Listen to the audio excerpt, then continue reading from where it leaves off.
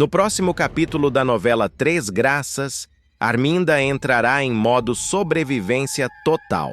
Ao perceber que Lorena e Juquinha estão cada vez mais próximas de desvendar seus passos, a vilã a se esconder, mudando rotinas e evitando qualquer contato direto. O medo não é de ser vista, é de ser desmascarada. Arminda sabe que, se Juquinha juntar mais uma peça desse quebra-cabeça, o castelo de mentiras pode ruir de vez. Antes de continuar, clique no botão de gostei, se inscreva no canal e comente de qual cidade você assiste a novela. Enquanto isso, Rogério surpreenderá Gerluce ao revelar um plano ambicioso: a criação de uma fundação com objetivos sociais claros, mas também com segredos estratégicos. Em tom sério, ele alertará a cuidadora para manter distância e cautela com Ferete e Arminda, deixando implícito que ambos representam um risco real. O aviso soará como uma bomba relógio prestes a explodir. Juquinha, por sua vez, levará a Zenilda tudo o que foi apurado até agora no inquérito sobre a morte de Rogério. As informações não fecham, as versões se contradizem, e os nomes de sempre começam a surgir nas entrelinhas. Zenilda ficará visivelmente abalada, mas decidirá não recuar. Agora, ela quer a verdade, doa a quem doer. Em paralelo, Macedo flagrará um encontro suspeito e fará algo que pode mudar o jogo. Fotografará o delegado Jairo ao lado de Morena. A imagem levantará suspeitas sobre possíveis conflitos de interesse e alianças perigosas, colocando em xeque a lisura da investigação. Sem perder tempo, Arminda correrá para Ferete e contará que viu Lorena com Juquinha. A reação será explosiva. Ferete ficará escandalizado, tomado pela fúria e pelo preconceito, incapaz de aceitar a relação da filha. O choque será tamanho que ele perderá o controle em público, expondo ainda mais sua face autoritária. No meio desse turbilhão, Cláudia reunirá o grupo e anunciará sua decisão. Deseja que Gerluce assuma a presidência da fundação que está prestes a criar. A proposta causará impacto imediato. Gerluce ficará dividida, mas sentirá o peso da responsabilidade. Em casa, o clima azedará de vez quando Gerluce deixar claro para Lígia que não aprovou a presença de Jorginho. A tensão crescerá, culminando em uma discussão dura entre Gerluce e Jorginho. O embate será tão intenso que ele acabará passando mal, deixando todos em choque e provando que, em Três Graças, ninguém sai ileso das verdades que vêm à tona. Uma grande operação policial vai sacudir a comunidade da Chacrinha e colocar Bagdá contra a parede de um jeito que ele jamais imaginou. A ofensiva começa ainda de madrugada. Viaturas cercam ruas estreitas, helicópteros sobrevoam abaixo e o clima de tensão toma conta da comunidade. A ação é comandada por Paulinho, ao lado de Juquinha e do delegado Jairo, que chegam determinados a desmontar o esquema do crime organizado que opera a partir do ferro velho de Joaquim.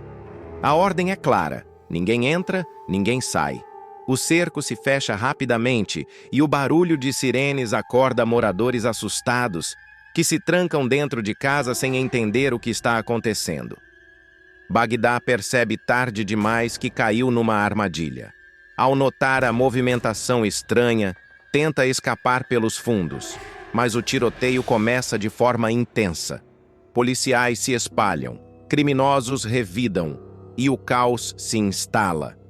Em meio à troca de tiros, Bagdá sente o impacto seco no corpo.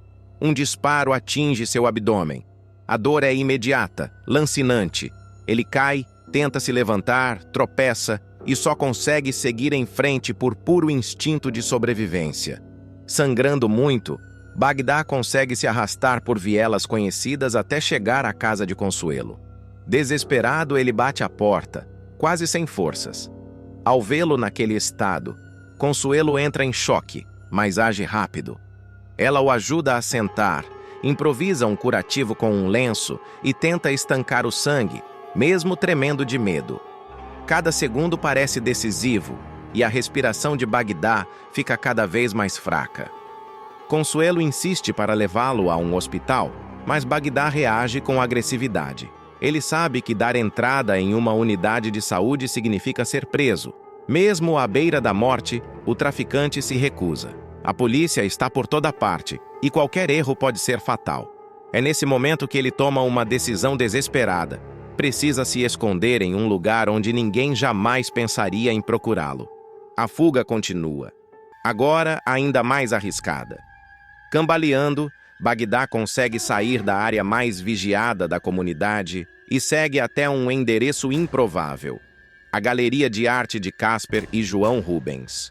O local, conhecido pelo clima sofisticado e distante do submundo do crime, parece o esconderijo perfeito. O problema é que ali também mora Lucélia, sobrinha dos dois, que vive um momento delicado da vida, dividida entre sonhos, conflitos e um romance recente que ainda nem se firmou direito. A chegada de Bagdá à galeria é chocante. Ele mal consegue se manter em pé e acaba desmaiando aos pés de Lucélia, que entra em pânico ao reconhecê-lo. O sangue espalhado pelo chão, o estado grave do ferido e o risco iminente de envolvimento com o crime deixam a jovem completamente desnorteada. Ainda assim, movida pelo impulso e pelo medo de deixá-lo morrer, ela o arrasta para o escritório e tranca a porta. Lucélia sabe que está ultrapassando todos os limites. Esconder Bagdá pode custar sua permanência na casa dos tios, destruir sua relação com eles e colocá-la diretamente na mira da polícia. Mesmo assim, ela decide ajudá-lo, ao menos até entender o que fazer. Cada barulho vindo da rua a faz gelar. O pavor aumenta quando Lorena e Juquinha passam pela galeria, conversando normalmente, sem imaginar que, a poucos metros dali, um dos criminosos mais procurados do momento luta para sobreviver. Enquanto isso, Bagdá recupera a consciência por alguns instantes. Fraco, suado e com a visão turva, ele pega o celular com dificuldade e começa a dar ordens aos comparsas. A voz sai falha, mas autoritária. Ele exige atendimento médico imediato, fora de qualquer hospital. "O pessoal vai te buscar", diz a Lucélia, deixando claro que não aceita discussão. A ameaça está implícita. Se ela não colaborar, as consequências serão graves. Sem saber a quem recorrer, Lucélia entra em desespero. Ela liga para José Maria e pede ajuda, tentando esconder a gravidade da situação. Do outro lado da linha, o médico percebe que há algo errado, mas não imagina o que o espera. Pouco tempo depois, homens armados surgem e o levam à força até a galeria, sem dar qualquer explicação. Ao chegar ao local, José Maria se depara com um cenário assustador. Bagdá está armado, acuado e visivelmente ferido.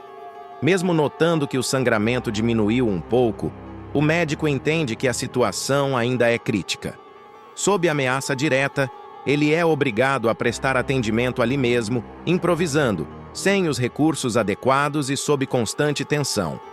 Bagdá deixa claro que, se não for atendido, seus homens são capazes de invadir um posto de saúde para conseguir o que precisam. Lucélia observa tudo em silêncio, dividida entre o medo, a culpa e a sensação de que sua vida acabou de sair completamente do controle. A cada minuto, o risco aumenta. A polícia segue investigando, o cerco na chacrinha se aperta e qualquer deslize pode revelar o esconderijo improvável de Bagdá.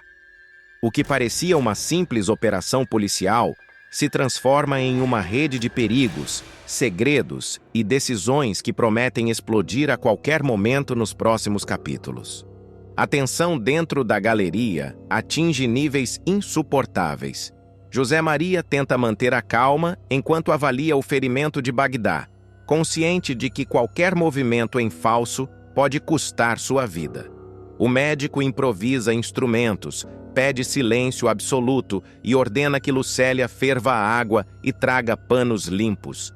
Cada passo é acompanhado pelo olhar desconfiado do criminoso, que mantém a arma sempre à mão, mesmo fraco. Do lado de fora, a operação policial continua a avançar. Paulinho intensifica as buscas e passa a desconfiar que Bagdá conseguiu escapar do cerco inicial. Juquinha analisa informações, cruza horários e percebe que alguém ferido deu entrada invisível em algum lugar da região, sem passar por hospital algum. O delegado Jairo autoriza novas abordagens e amplia o raio da investigação, aproximando o perigo ainda mais da galeria. Dentro do esconderijo, Bagdá começa a delirar por causa da dor e da perda de sangue. Em meio a frases desconexas, ele solta pistas comprometedoras sobre esquemas, aliados e crimes que ainda não vieram à tona. Lucélia escuta tudo, em choque, percebendo que está diante de informações capazes de destruir muita gente poderosa. José Maria tenta interromper, pede que ele se concentre, mas o estrago já está feito. O atendimento chega a um ponto crítico. O médico avisa que não pode fazer mais nada ali. Se Bagdá não receber cuidados adequados, não resistirá por muito tempo. A notícia deixa o traficante fora de si. Ele ordena que seus homens preparem um plano de fuga imediata, mesmo contra todas as recomendações. Lucélia entra em desespero ao perceber que a galeria pode virar palco de uma invasão criminosa a qualquer momento. Ao mesmo tempo, Casper e João Rubens retornam inesperadamente. O barulho da porta se abrindo ecoa como uma sentença. Lucélia tenta impedir a entrada, mas já é tarde demais. O clima fica pesado e a verdade ameaça vir à tona. Bagdá, enfraquecido, tenta se levantar, arma em punho, disposto a tudo para não ser entregue. É nesse instante que sirenes voltam a soar do lado de fora, mais próximas do que nunca. A polícia se aproxima da galeria e o cerco se fecha de forma definitiva.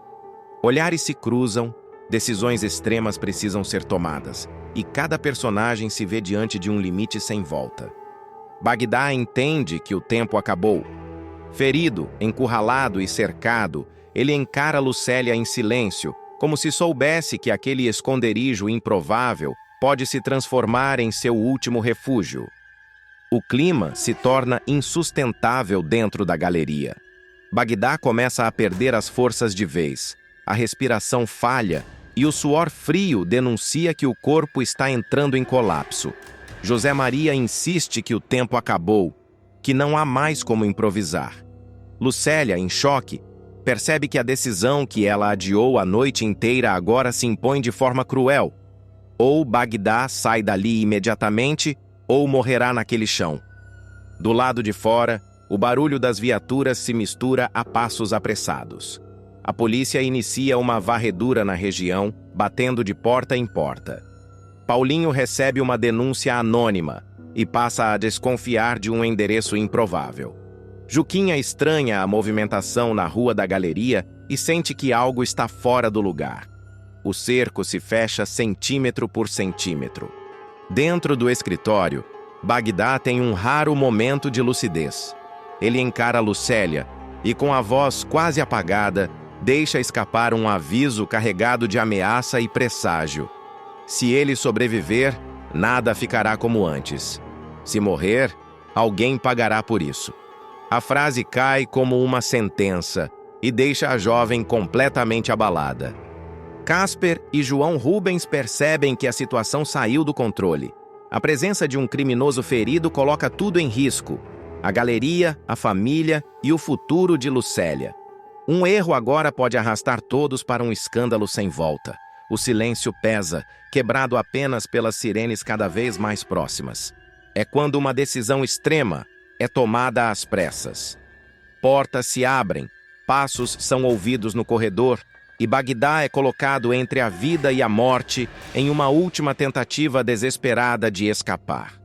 A polícia bate à porta no mesmo instante. Lígia flagrará Joaquim com Arminda no ferro velho, verá a estátua roubada das Três Graças e ficará em choque absoluto. A cena será daquelas que silenciam até o coração mais forte. A mãe de Gerluce jamais imaginou que pisaria em um território tão perigoso, emocionalmente e moralmente, ao seguir seus próprios instintos. Tudo começará muito antes do flagrante. Arminda e Joaquim se conhecerão de forma inesperada, quando a vilã decidir seguir Raul de carro até a chacrinha. Naquele momento da trama, O rapaz já terá rompido definitivamente com a mãe e estará morando com Gerluce, tentando se reconstruir longe das manipulações e do controle obsessivo de Arminda. Inconformada com a perda do filho e tomada por uma mistura tóxica de ciúmes, orgulho ferido e necessidade de controle, Arminda decidirá ir atrás dele pessoalmente. A ida à comunidade, no entanto, sairá completamente do roteiro que ela havia imaginado. Após arrumar uma confusão com a cuidadora, Arminda acabará sendo expulsa da casa aos gritos. Perdida, humilhada e tomada por um ódio surdo, a vilã vagará pela chacrinha sem rumo até dar de cara com o ferro velho de Joaquim. O encontro será explosivo. Joaquim, com seu jeito bruto, direto e sem rodeios, não se intimidará com a postura arrogante da mulher. Pelo contrário, a tensão entre os dois será imediata, carregada de faíscas, provocações e um jogo perigoso de poder. Arminda, acostumada a dominar ambientes e pessoas, se verá desarmada diante daquele homem que não a reconhece como a grande dama que ela acredita ser. A química baterá na hora. Entre farpas, ironias e olhares longos demais, a noite cairá. E Arminda acabará passando a noite com o Cafuçu, como ela mesma o chamará depois, misturando desprezo e fascínio. O que ela não saberá é que, naquele mesmo espaço, estará escondida a maior prova de um crime que pode destruí-la: a Estátua das Três Graças. Durante a madrugada, tomada por curiosidade e uma sensação estranha de que algo ali não se encaixa, Arminda quase encontrará a escultura. Ao notar uma lona mal colocada, ela se aproximará, puxará o tecido lentamente e estará a poucos centímetros de revelar a verdade.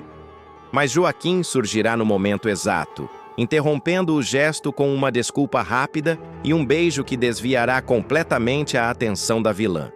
Arminda desistirá, ainda desconfiada, mas envolvida demais para insistir. No dia seguinte, Arminda voltará para casa diferente. Pela primeira vez em muito tempo, carregará no rosto uma expressão que mistura desejo, confusão e vulnerabilidade. Vestindo uma camisa de Joaquim, que ela pegará quase como um troféu íntimo, decidirá guardá-la como lembrança daquele encontro inesperado. O objeto se tornará um símbolo silencioso de algo que ela ainda não consegue nomear, mas que a perturbará profundamente. Incapaz de tirar o Cafuçu da cabeça, Arminda resolverá voltar à chacrinha. Antes disso, porém, fará questão de passar novamente na casa de Gerluce, apenas para provocar. O encontro será rápido, venenoso e cheio de indiretas. Arminda deixará escapar sorrisos debochados, comentários ambíguos e uma autoconfiança irritante, sem revelar o verdadeiro motivo de sua satisfação. Gerluce sentirá o golpe, mas não entenderá exatamente de onde vem aquela sensação incômoda. O que Arminda não imaginará é que, pouco antes de sua chegada ao Ferro Velho, Lígia já terá ido ao local às escondidas. Desconfiada de movimentos estranhos, de conversas atravessadas e de peças que simplesmente não fecham, Lígia decidirá seguir seus próprios passos. O instinto materno e a intuição afiada a levarão até Joaquim. Ao chegar ao Ferro Velho, Lígia sentirá um arrepio imediato. O ambiente lhe causará estranheza, como se algo muito errado estivesse prestes a ser revelado. Caminhando entre sucatas e objetos abandonados, ela acabará se deparando com a estátua roubada das Três Graças, deixada à mostra após um descuido de Joaquim. O choque será tão grande que ela precisará se apoiar em uma pilha de ferro para não cair. O tempo parecerá parar. Diante de seus olhos estará a prova concreta de que o roubo da mansão não foi obra do acaso, nem de estranhos distantes. A estátua ali, escondida de forma quase descuidada, ligará Joaquim diretamente ao crime. E, por consequência, a Arminda. A mente de Lígia começará a trabalhar em velocidade máxima, conectando lembranças, falas soltas e comportamentos suspeitos que antes pareciam desconexos. Ao perceber passos se aproximando, Lígia se esconderá rapidamente, com o coração disparado e a respiração presa. Minutos depois, Joaquim surgirá, seguido por Arminda, que chegará sem qualquer cerimônia. Sem perder tempo, a vilã se atirará nos braços do Cafuçu, trocando carícias, risadas baixas e promessas sussurradas. Ainda escondida, Lígia flagrará a cena e ficará em choque absoluto. O impacto não será apenas pelo romance inesperado, mas pelo que ele representa. Ali, diante dela, estarão dois mundos colidindo: o crime, a traição e a perversidade de Arminda misturados à vida simples e aparentemente despretensiosa de Joaquim. A revelação será devastadora. Lígia sentirá o chão desaparecer sob seus pés. A estátua, o caso amoroso, o envolvimento de Joaquim com Arminda, tudo se tornará uma bomba prestes a explodir. Em silêncio, ela observará, absorverá cada detalhe e perceberá que, a partir daquele momento, nada mais será como antes. As consequências desse flagrante prometem virar a trama do avesso, colocando Lígia diante de escolhas que podem custar caro demais. Ainda escondida entre as sucatas, Lígia lutará para controlar o próprio corpo. As mãos trêmulas denunciarão o turbilhão de emoções que tomará conta dela. Cada risada de Arminda, cada toque entre os dois, soará como um golpe seco em sua consciência. A mãe de Gerluce perceberá que não se trata apenas de um caso amoroso qualquer, mas de uma ligação perigosa, capaz de arrastar muita gente para o abismo. Joaquim falará algo ao pé do ouvido de Arminda, arrancando dela um sorriso satisfeito. Em seguida, ele fará menção de se afastar, indo até o fundo do ferro velho para buscar algo. Será nesse instante que Arminda, sozinha por alguns segundos, lançará um olhar rápido em direção à lona que cobre parte da estátua. O gesto deixará Lígia ainda mais em pânico, temendo que a vilã finalmente descubra tudo, ou pior, que perceba que não está sozinha ali. O clima ficará tenso. Lígia pensará em sair correndo, mas entenderá que qualquer movimento em falso poderá denunciá-la. O coração baterá tão forte que parecerá ecoar pelo ferro velho inteiro. Arminda, inquieta, dará alguns passos pelo local, observando ao redor com atenção. Por um segundo interminável, seus olhos quase se cruzarão com o esconderijo de Lígia. Joaquim voltará a tempo de quebrar o clima. Ele abraçará a Arminda por trás, a afastará da lona e a conduzirá para dentro do galpão, selando o momento com mais beijos e promessas de novos encontros. A vilã, satisfeita, deixará o ferro velho pouco depois, convencida de que está no controle da situação e sem imaginar o tamanho do risco que corre. Só então Lígia ousará sair do esconderijo. Com passos lentos, ela se aproximará novamente da estátua das Três Graças, tocando o mármore, como se precisasse confirmar que aquilo é real. A ficha cairá de vez. Joaquim não apenas esconde a escultura roubada, como também mantém um envolvimento íntimo com Arminda, justamente a mulher que teve a mansão assaltada. Confusa, abalada e tomada por uma mistura de medo e indignação, Lígia perceberá que está diante de um segredo grande demais para ignorar. Ao deixar o ferro velho às pressas, ela saberá que carrega consigo uma verdade capaz de virar o jogo, expor mentiras antigas e desencadear uma reação em cadeia impossível de conter. E enquanto Lígia tenta decidir o que fazer com tudo o que viu, Arminda seguirá acreditando que vive apenas mais um de seus jogos de poder, sem desconfiar que foi flagrada, e que seu maior segredo está prestes a sair das sombras. A máscara de civilidade de Arminda cairá de vez, revelando uma vilã ainda mais fria, calculista e perigosa do que o público imagina. O que começará como uma tentativa de chantagem banal, terminará em assassinato brutal, dentro da própria mansão da Megera, em uma sequência carregada de tensão, ironia cruel e desprezo absoluto pela vida humana. Célio, acreditando ter encontrado uma brecha para lucrar em cima dos segredos de Arminda, decidirá subir o tom. Depois de acompanhá-la até a chacrinha e perceber que sabe mais do que deveria, o sujeito exigirá um pagamento alto pelo silêncio. Ele se mostrará confiante demais, abusado demais e, sobretudo, ignorante quanto ao tipo de mulher que está enfrentando.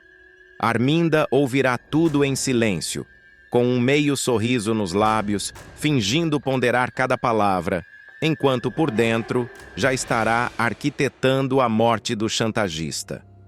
A vilã deixará claro que aceita negociar. Dirá que precisa pensar melhor, que aquele não é um assunto para ser resolvido na rua e que ele deveria ir até sua mansão para conversarem com mais calma. O convite soará como vitória para Célio, que sairá se gabando, certo de que finalmente colocou Arminda contra a parede.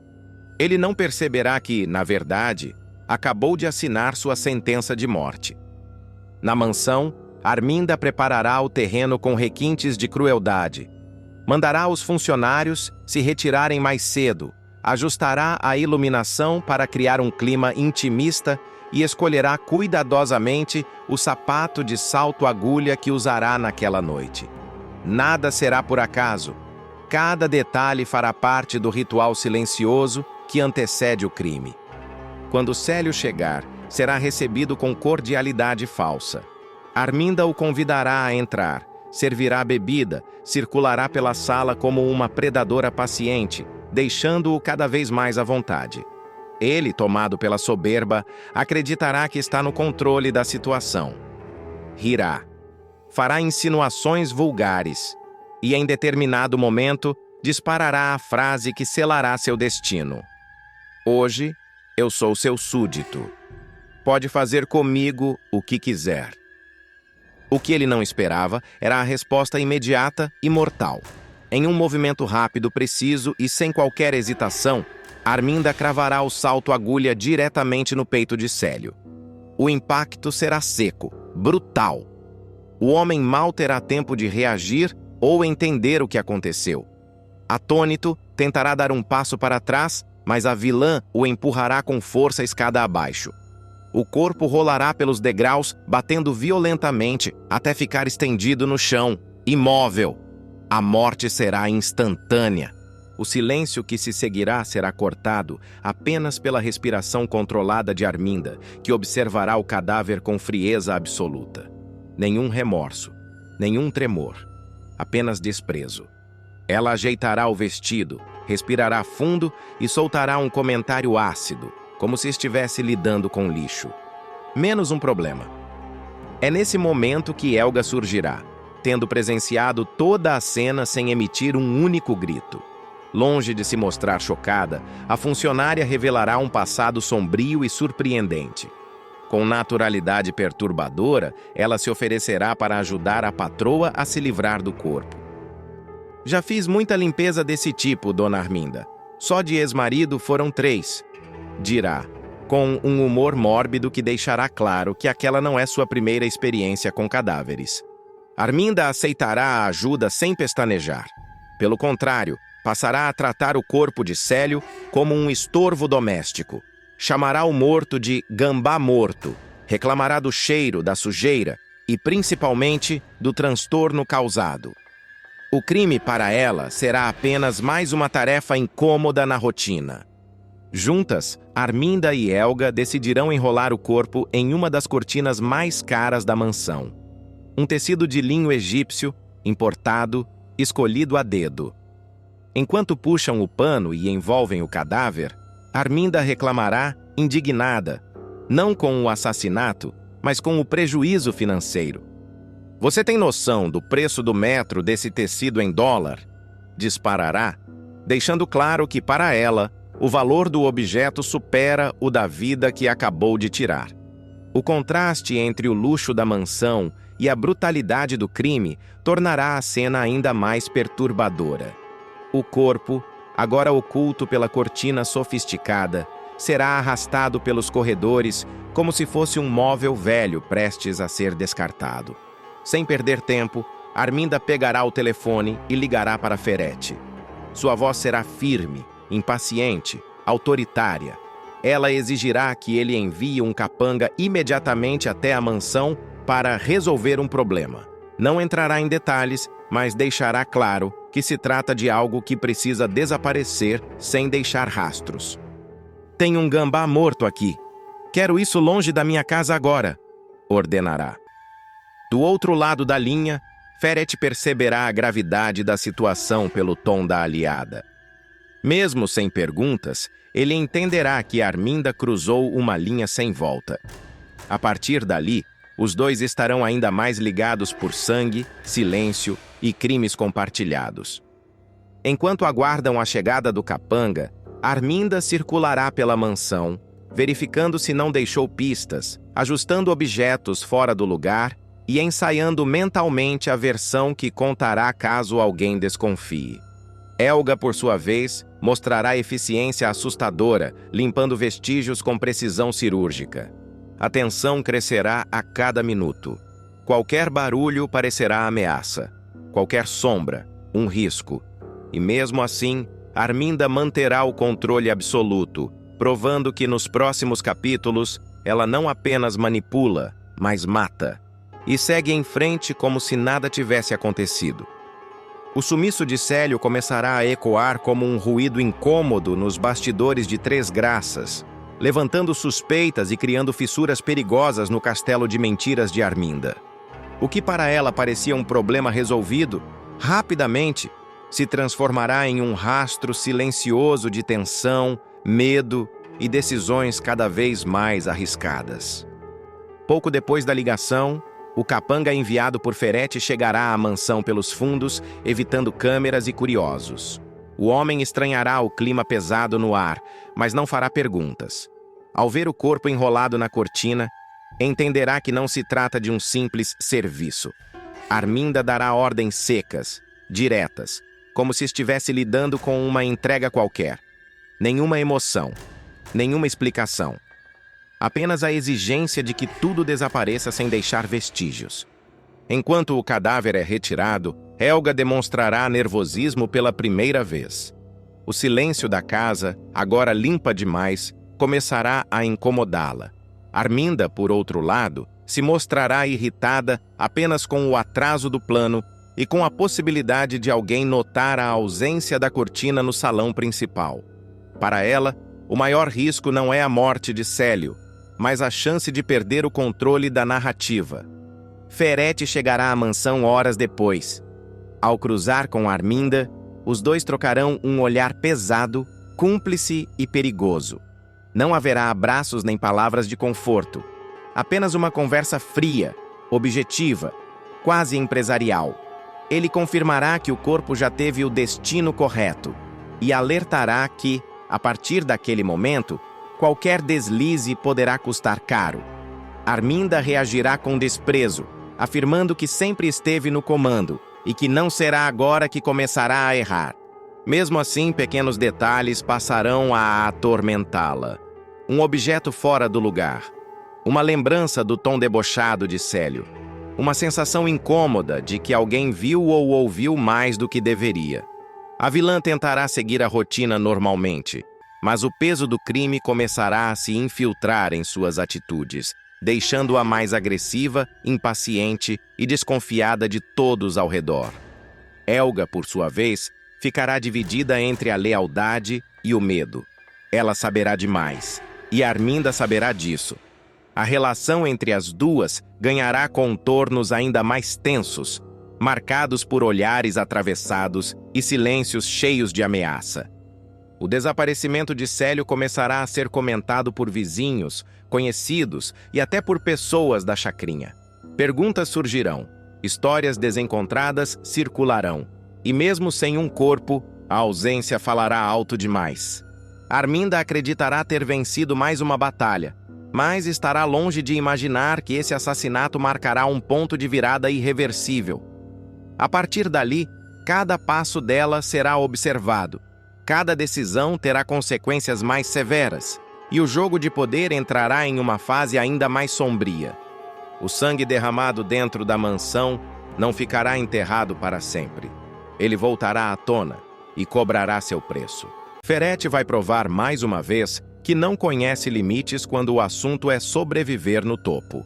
Pressionado pelas investigações que se aproximam e sentindo o cerco se fechar dentro da própria fundação, o empresário vai arquitetar um dos movimentos mais baixos de toda a trama: jogar toda a culpa do esquema de falsificação de medicamentos nas costas de Rogério, seu ex-sócio e antigo aliado. O clima de tensão começa a se intensificar quando Leonardo passa a desconfiar das atitudes do pai. O jovem percebe mudanças sutis no comportamento de Ferretti, reuniões secretas, telefonemas encerrados às pressas e documentos que somem das gavetas. O assunto Rogério, que antes era tratado com desprezo ou ironia, vira um verdadeiro tabu dentro da mansão. Leonardo, inquieto, decide ir direto ao ponto. Ele cerca o pai em um momento aparentemente banal, mas carregado de tensão. O silêncio entre os dois é cortado por um olhar duro do empresário, que já antecipa o teor da conversa. Até que, enfim, você parou de chamar ele de tio Rogério. Só por isso vou te dar um conselho, dirá Ferretti com um meio sorriso venenoso. Esquece esse assunto. A resposta, em vez de tranquilizar, só aumenta a desconfiança do playboy. Leonardo não aceita mais ser tratado como criança, principalmente porque Ferretti insiste que ele assuma, em breve, um cargo de poder dentro da fundação. A contradição é evidente. Quer o filho como sucessor, mas o mantém no escuro sobre os maiores escândalos da família. Inconformado, Leonardo pressiona. Ele lembra que seu nome também está em jogo e que qualquer escândalo envolvendo a fundação pode respingar diretamente nele. O jovem respira fundo e faz a pergunta que Ferretti mais teme ouvir. Só me diz uma coisa. O Rogério sabia desse esquema de falsificação de remédios? Por alguns segundos, o empresário avalia o terreno. O olhar frio denuncia que uma decisão está sendo tomada ali, em silêncio. É nesse instante que Ferretti opta pelo caminho mais covarde e mais conveniente. Sabia de tudo. A ideia foi dele. Dispara sem hesitar, com uma naturalidade assustadora. Mais alguma pergunta ou posso voltar aos meus afazeres? A mentira cai como uma bomba. Leonardo sente o impacto imediato da declaração, mas algo dentro dele não se encaixa. O tom do pai é seco demais, ensaiado demais. Ferretti não demonstra raiva, mágoa ou ressentimento. Apenas pressa. Pressa em encerrar o assunto. Pressa em empurrar a culpa para alguém que não está ali para se defender. Enquanto isso, nos bastidores da fundação, o clima é de pânico contido. Funcionários começam a comentar em sussurros sobre auditorias inesperadas e documentos revisados às pressas. Ferretti manda apagar rastros, destruir papéis e reescrever histórias. Tudo precisa apontar para Rogério. Tudo precisa afastar qualquer suspeita dele próprio. Leonardo passa a revisitar mentalmente lembranças do passado. Conversas antigas, atitudes de Rogério, decisões tomadas em conjunto. Quanto mais ele pensa, mais percebe que algo está errado. Rogério sempre foi ambicioso, sim, mas nunca imprudente. O esquema é grande demais, complexo demais, para ter sido obra de um homem só. Do outro lado da cidade, Rogério sequer imagina o tamanho da armadilha que está sendo montada contra ele. Seu nome começa a circular em relatórios internos, anotações sigilosas e dossiês que podem a qualquer momento vir à tona. Ferretti age rápido, como um predador acuado que ataca antes de ser atacado. A relação entre pai e filho entra em um território perigoso. Leonardo, dividido entre a lealdade familiar e a própria consciência, passa a observar cada movimento de Ferretti com outros olhos. O que antes parecia apenas autoritarismo, agora soa como medo. E o medo, ele sabe, costuma levar as pessoas a cometerem erros fatais. Ferretti, por sua vez, se mostra cada vez mais confiante. Confiança essa que beira a arrogância. Para ele, Rogério é o bode expiatório perfeito, ausente, cercado de mistérios e já marcado por conflitos do passado. Na mente do empresário, a história está resolvida. Basta sustentá-la com firmeza até que vire verdade. Mas nos próximos capítulos, a mentira começará a apresentar rachaduras. Pequenos detalhes fora do lugar, contradições em depoimentos e a insistência de Leonardo em buscar respostas prometem colocar esse castelo de cartas em risco. Ferete pode até acreditar que venceu essa batalha, mas a guerra está longe de terminar. A engrenagem da mentira começará a ranger alto demais para ser ignorada. Leonardo decide agir em silêncio. Sem confrontar o pai novamente, ele passa a vasculhar arquivos antigos da fundação, contratos esquecidos e relatórios que nunca chegaram às reuniões oficiais. Cada documento encontrado reforça a mesma sensação incômoda. O esquema de falsificação nasceu muito antes de Rogério sair de cena. E sempre esteve sob o comando direto de Ferete. O rapaz liga pontos que ninguém ousou ligar. Datas não batem, assinaturas aparecem repetidas, decisões estratégicas surgem sempre com a chancela do empresário. Leonardo percebe que o pai não apenas mente, mas ensaia cada palavra como quem já prevê o próximo golpe. A frieza com que Ferete incriminou Rogério volta a ecoar em sua cabeça como um alerta. Ao mesmo tempo, rumores começam a circular fora da fundação. Um antigo fornecedor surge disposto a falar. Um ex-funcionário reaparece exigindo proteção em troca de informações. Ferete sente o baque. O controle que ele tanto preza começa a escapar pelos dedos, e o empresário passa a agir de forma ainda mais agressiva, pressionando aliados e ameaçando quem demonstra hesitação. Leonardo observa tudo de perto.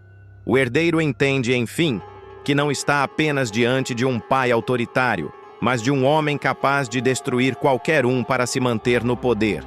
A dúvida deixa de ser se Ferete é culpado.